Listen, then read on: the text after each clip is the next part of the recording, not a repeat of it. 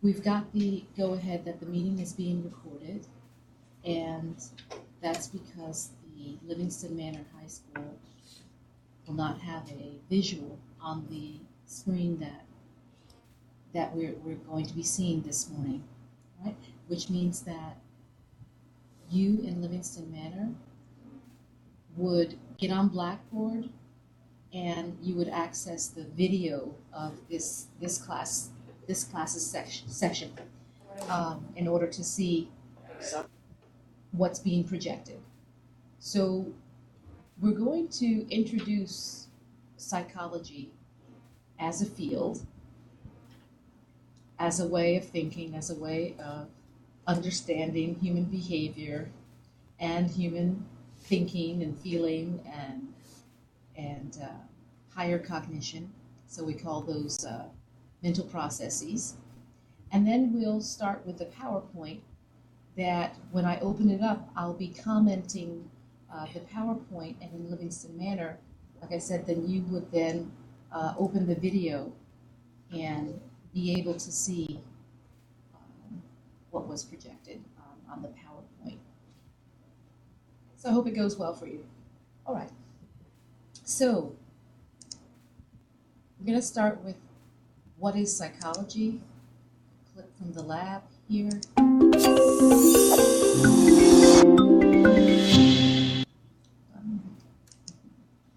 It's not going full screen for me.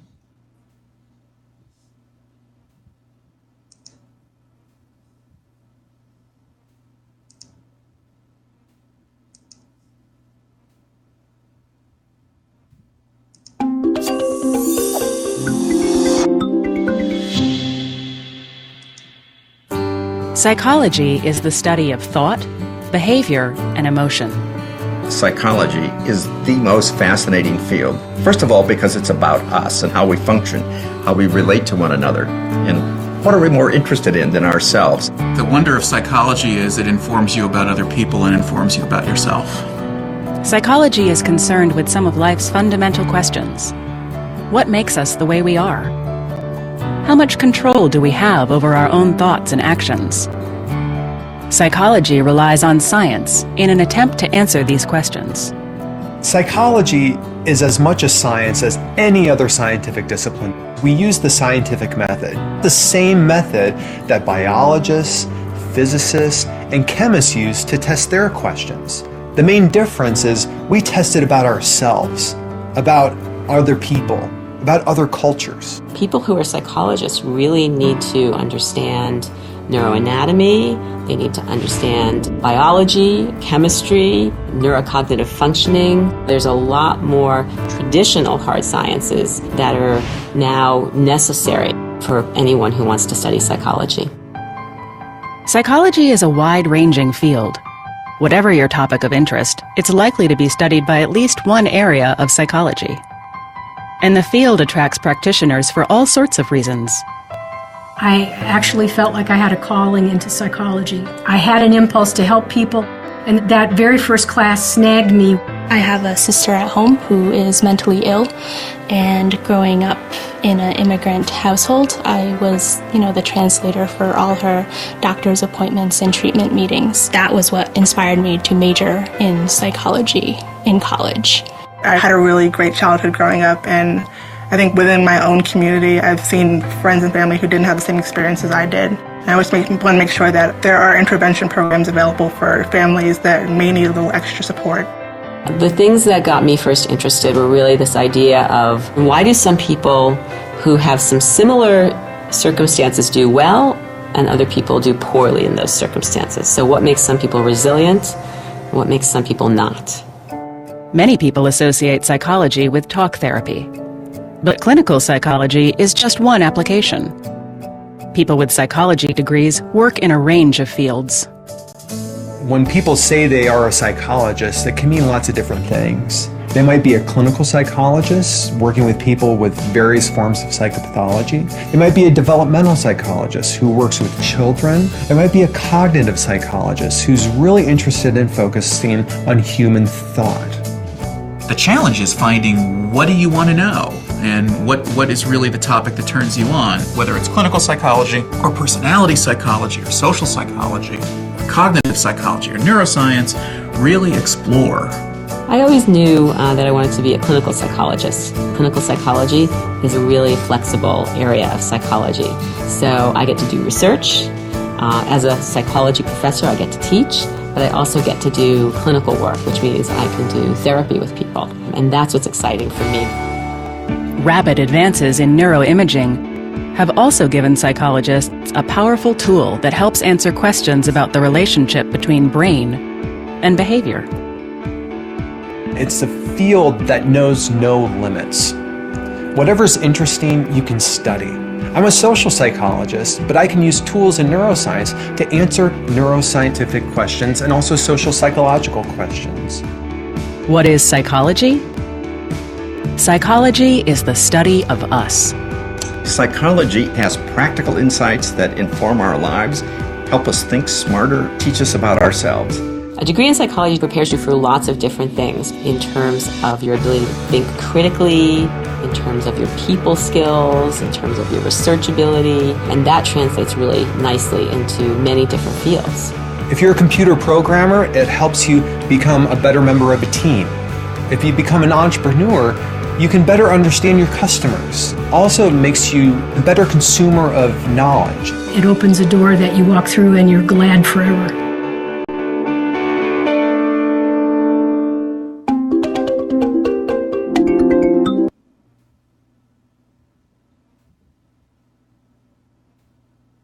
Okay, so having said that, how many of you know a psychologist personally?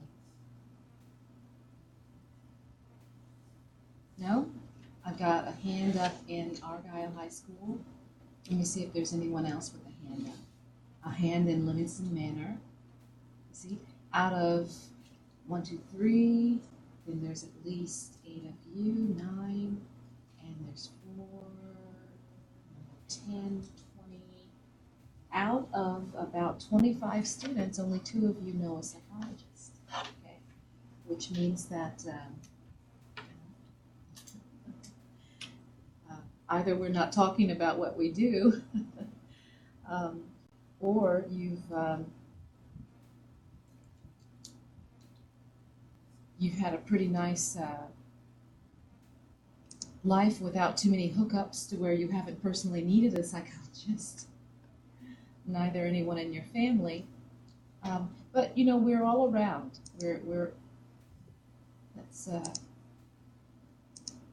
to the beginning of these slides here.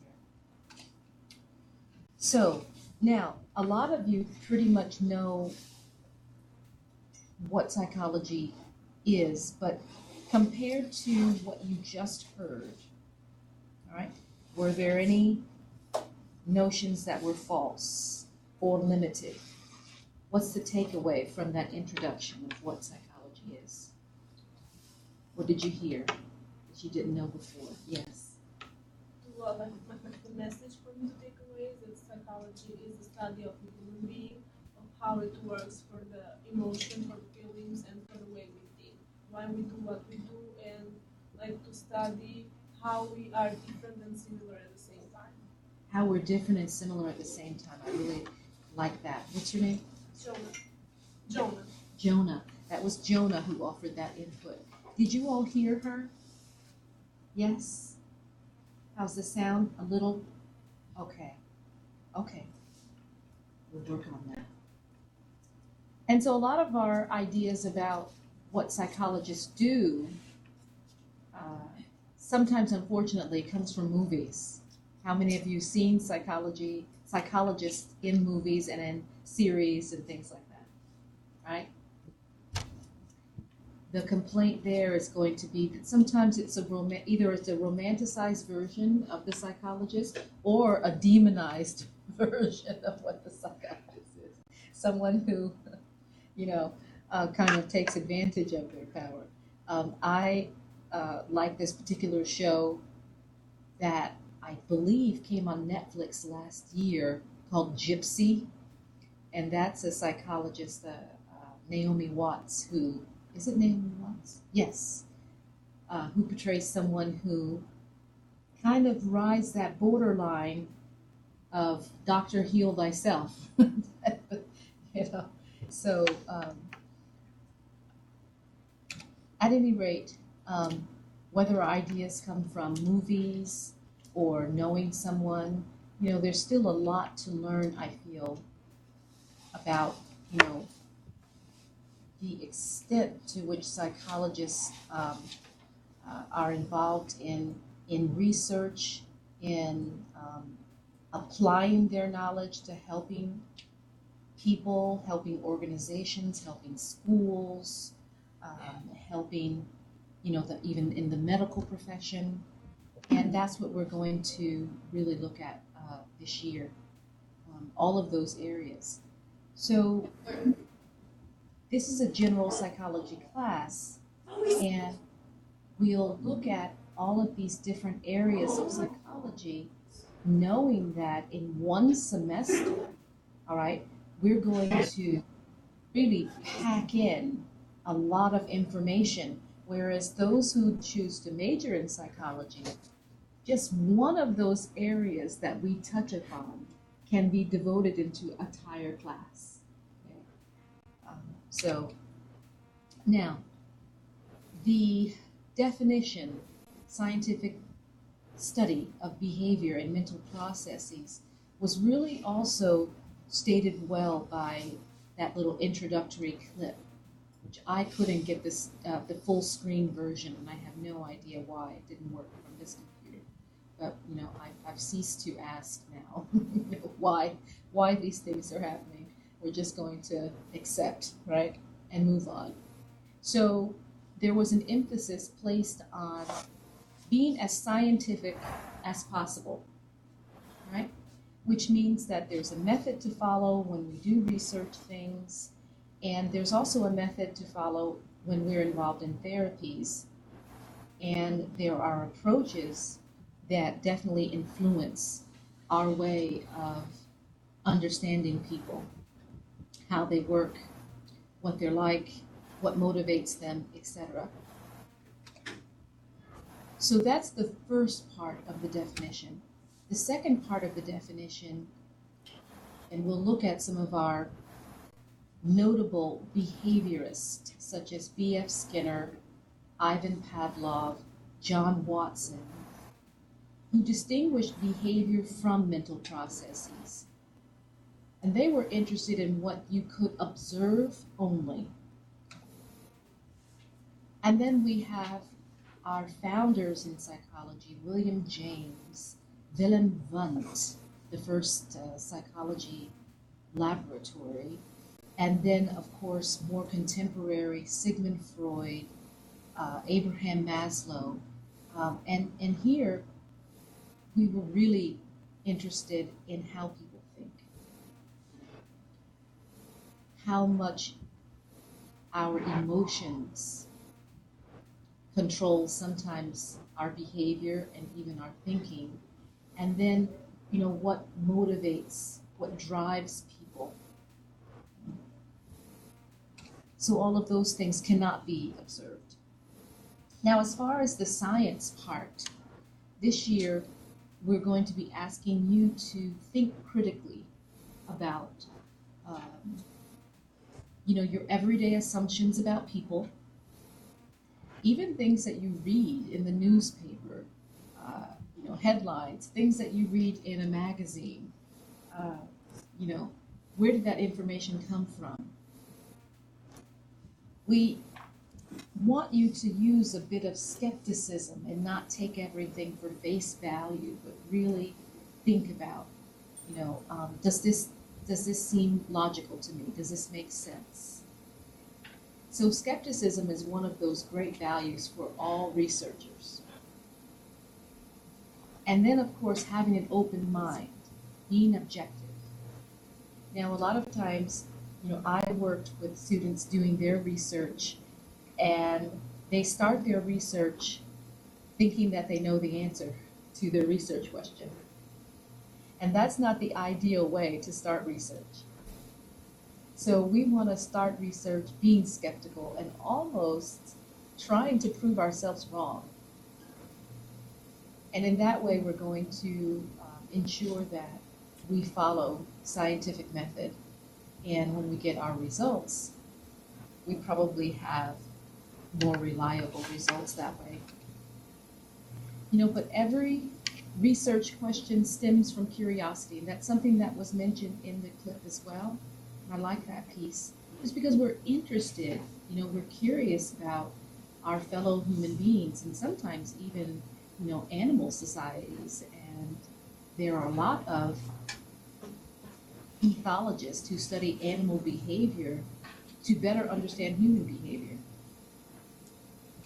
So those are all values that we are going to underlie, and especially in chapter 2 when we talk about the science of psychology. So there we get into research design and the different types and why different types of research might correspond to certain research questions. It's a very interesting chapter coming up. Now, moving ahead, we also know that psychology is not limited to psychological disorders. That might be a big criticism of clinical psychology in general, is that we specialize in psychopathology. And even in the video clip, you see a clinical psychologist that has a client or patient on a couch, and they're involved in talking therapy. Well, there's a movement called positive psychology that reminds us that we should be just as interested in what goes right with an individual as what goes wrong with an individual. Now, a lot of times people who come to see us, psychologists, is because something's going wrong, or they're not doing well. They feel horribly. And they're going to be in therapy until, quite simply, they feel better. The situation has improved. They're back to their normal functioning, and then maybe even better. They're in a more optimal functioning. But during that time, as much as we can take a look at what's going wrong in a person's life, maybe what's going wrong psychologically, sometimes combined with physically, etc., we can also look at what's going right.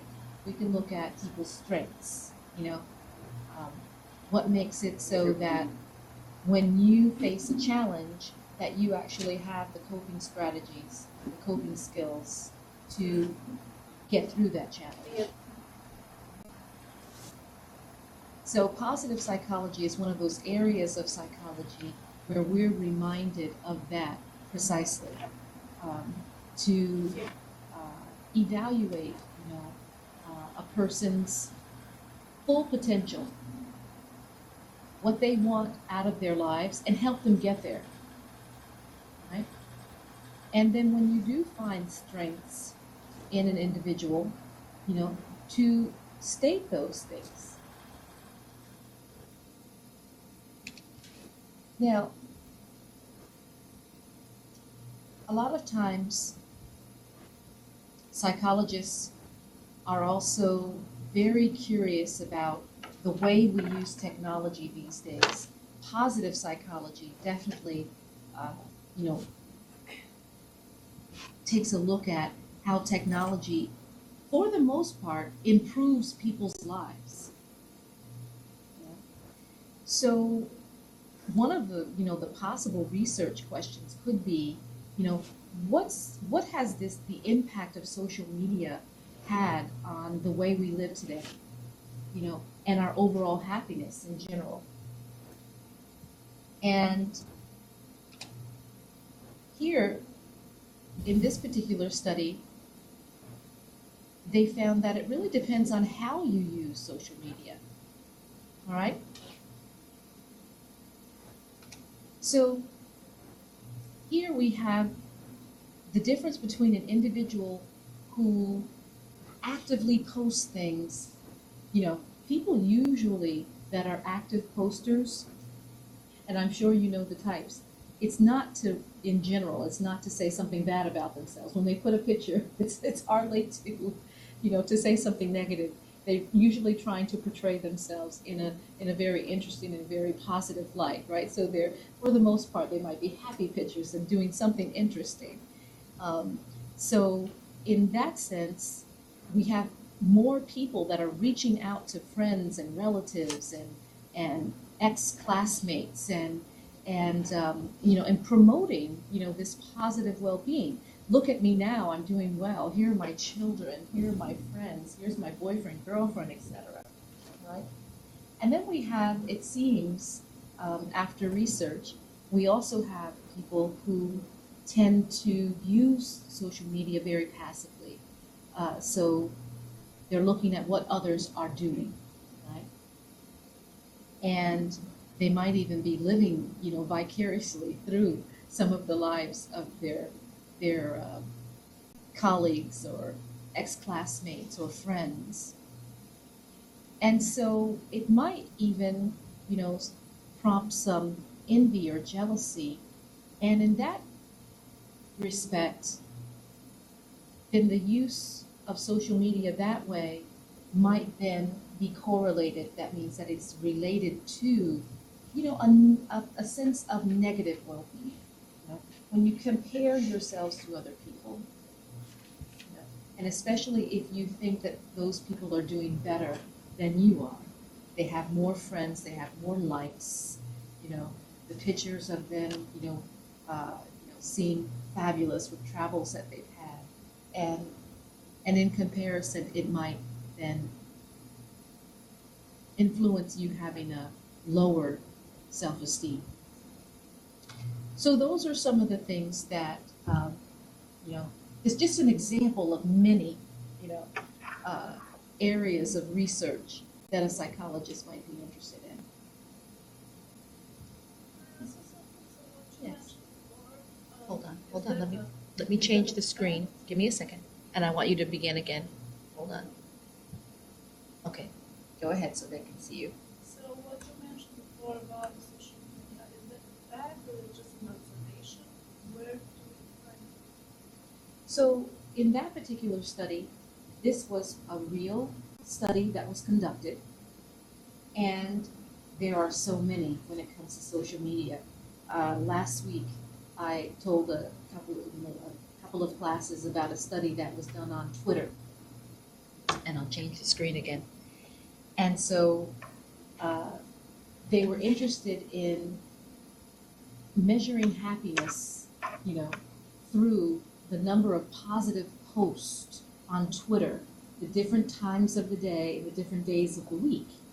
Now, this enables a lot of psychologists to do very wide-scale research when they're just thinking, just taking the angle of looking at social media.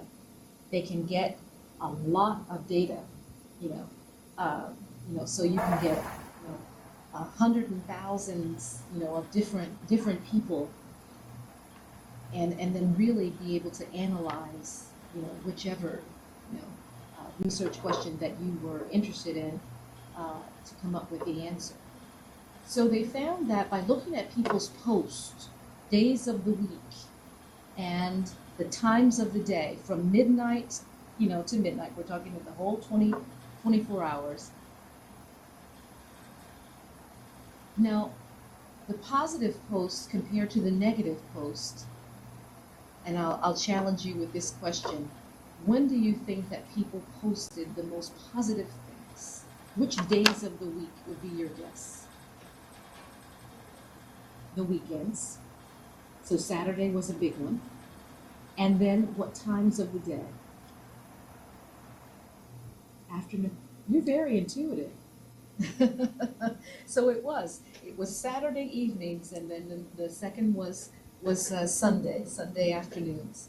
So, wide-scale research. And in the research that we just looked at, very, very similar. We can collect lots of data to see and survey people, as far as their activity on social media. When you post something positive, why is it? What does it make you feel like? These are the types of questions that you might have in your survey. And the responses from people that say, well, I mostly just scroll through to look at what's going on with my friends, etc. Then ask them questions about how that makes them feel, and then compare the results. Now, I've mentioned before that part of your media assignments, you have the history of psychology in a film that I want you all to see, and there's a video reaction sheet to do. So this is your work for this week, okay? Last week was more to introduce the class, and this week we really want to sink our teeth into what's going on in our textbook, and then we have some of these media assignments that I want you to get to. So in the history of psychology, it says part 2, but it really is because that particular part 2 of that film series starts where we start in our textbook with Western philosophy. If we were to do the part 1 in that particular series, we'd go way back to Aristotle and Plato, and maybe that might be a little bit too far, even though psychology is a branch that comes from philosophy, religion, biology. Some of our first, psychologists, were actually physiologists. So, Western philosophy, biology, physiology. We start with Willem Wundt in your textbook, right? And he was known as founding the first psychology lab.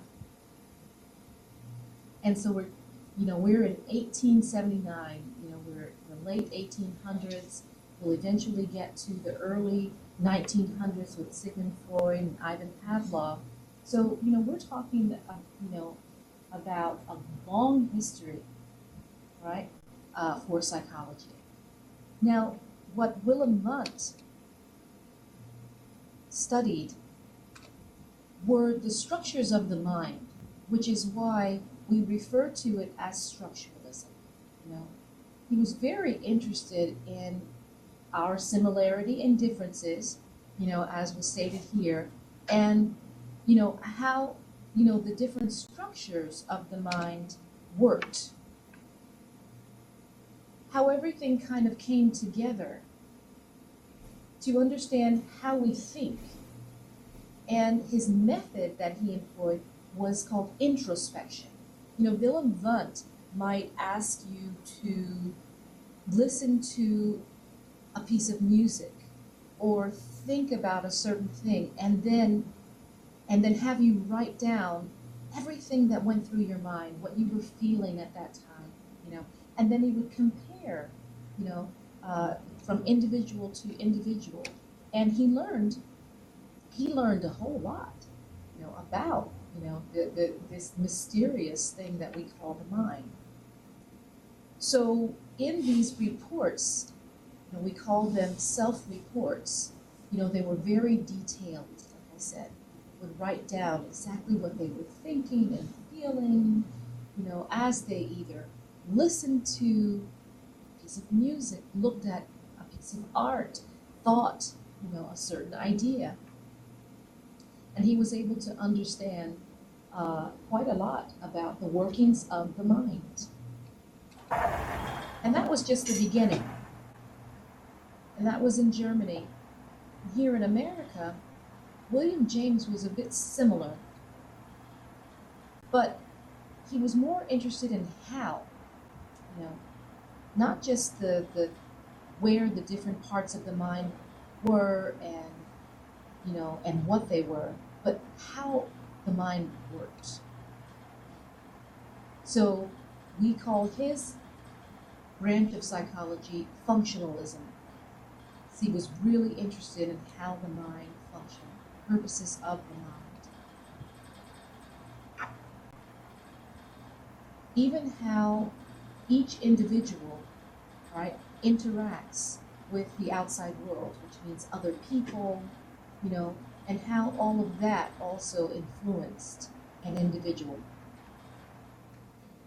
When he came out with his books, The 7 Principles of Psychology, this was the first psychology book that was used in psychology classes. And he did talk about things like emotions, memory, so many other things. And what he was mostly known for was something called the stream of consciousness. How even right now, some of you are looking at the PowerPoint and you're reading at the same time. I'm talking through the PowerPoints. At the same time, there are things going on all around you. In Hartford, there are 2 of you that are talking right now. So, if I were to ask you to write down everything that went through your mind in the last minute, right? Not only would it be very hard to do, but if you think back on it right now, there were so many things going on in our minds, all right? At the same time, you looked at the screen, you registered what the professor was saying, but then there was also somebody that moved beside you, and there was a thought that came into your mind, and then some of you might have even thought about what you had for breakfast this morning or what you didn't eat, this morning, and when is this class going to be over, and how much longer do I have to sit through this? These are all things that go through your mind at one time, and it's crazy. But he was the one who said, the mind, in this respect, is very mysterious. And he did give, thought to people who had more of a psychological well-being compared to others, which means that they have the capacity to adapt to the demands of their society, the demands of the outside world. And he thought, well, what makes it so that human thought is so adaptive? Right? So these were some of his questions. And I think that you'll really appreciate, going through the film and not only hearing more about Willem Wundt and William James, but these others that we're going to talk about as well. Charles Darwin, you all probably remember at some point in high school having, discussed On the Origin of Species. So we used to refer to, his one-liner as survival of the fittest. Okay? So it kind of joins in with William James's whole train of thought. All right, what makes us so adaptive? And when it comes to the survival of the fittest, that we had some species that had the capacity to adapt to the demands of an evolving world, and they were then around long enough to reproduce. And then therefore the next generation came and the same thing started over again. The strongest were going to survive and reproduce. So evolutionary psychology is this big umbrella that all of the other domains of psychology fall under, okay? That a lot of our behavior, we can still think about, our instinct to survive, our instinct to compete for resources, and then who was around to reproduce, natural selection, all right? So we have psychologists today who are still very interested in evolutionary psychologists. David Buss is one of them, and he even, he writes a lot about our mating practices and says that even in our mating practices, we're still very much in a competition with each other. And the strongest, will survive and reproduce. There are genetic factors and characteristics that are looked at that, actually are seen to promote reproduction and survival. And we can say that through time, even when it comes to psychological disorders, there are some disorders that have practically disappeared. Why? Because they didn't lend to survival and reproduction. And then there are environmental changes as well that alter, the course of things. And so we look at evolution, in general. How can I make this kind of speak to you? Sudden infant death syndrome is one of those things that we look at when it comes to environmental changes. We've looked at colder climates having more cases of sudden infant death syndrome. And what are some of the other things? We've been looking at the overall climatic changes in social psychology these days. In general, there's more aggressive behavior in hotter temperatures. And so the question here, on a large scale, on an environmental scale, would be what has the change in climate, done to also maybe influence more aggressive and violent acts that we've seen in the last 20 years. So it's a very interesting field, evolutionary psychology. Now, when we pick back up on Wednesday, and I'm gonna throw out a parenthesis there because I've heard that there's a snowstorm coming on Tuesday, and we just don't know what's going to happen on Wednesday, right? So we'll all play it by ear. If ever we do not have class at 8 o'clock on Wednesday because they need more time to remove the snow, do expect that there will be some type of video posted for you. Now, what we're going to be moving into is we're going to be moving into just all of these approaches in psychology and trying to get a general feeling for what these approaches are. We're going to start with the biological.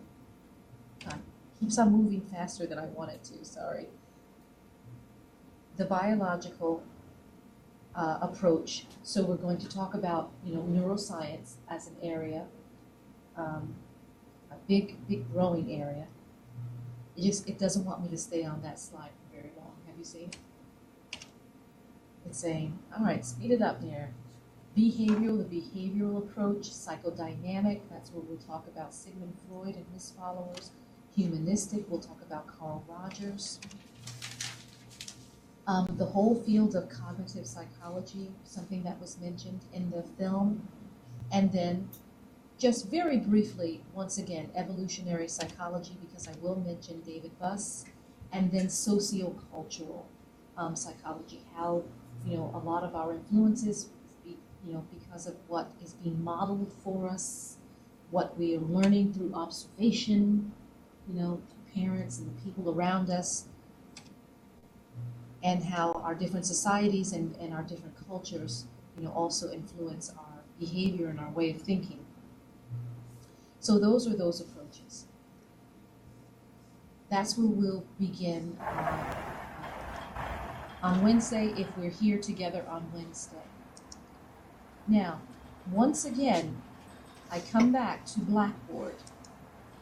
Make sure that you're able to get to Blackboard if you still don't have a username and password, because there's work waiting for you there. So not only, do we have, the whole introduction to psychology, what is psychology, history, briefly careers. In your assignment folder, just a reminder, you have that media assignment that's waiting for you, and you have the Chapter 1 quiz that's already there for you. Now with the Chapter 1 quiz, and I'll just repeat, you have unlimited attempts. It says this test allows multiple attempts. You actually have unlimited attempts up until Sunday, midnight, okay? February the 3rd. So next week we go on to a new chapter, right? So don't let yourself fall behind. If you know you don't have a username and password, be on top of that this week so that you can start. Okay. All right, I'm going to end the recording for, I believe it was Livingston Manor that couldn't hear.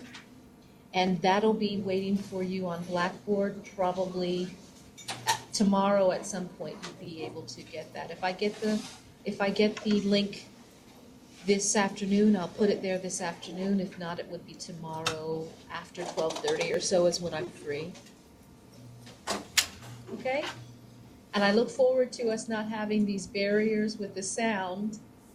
And having said that, I'll just see you Wednesday. Keep our fingers crossed. If not, I'll see you Friday.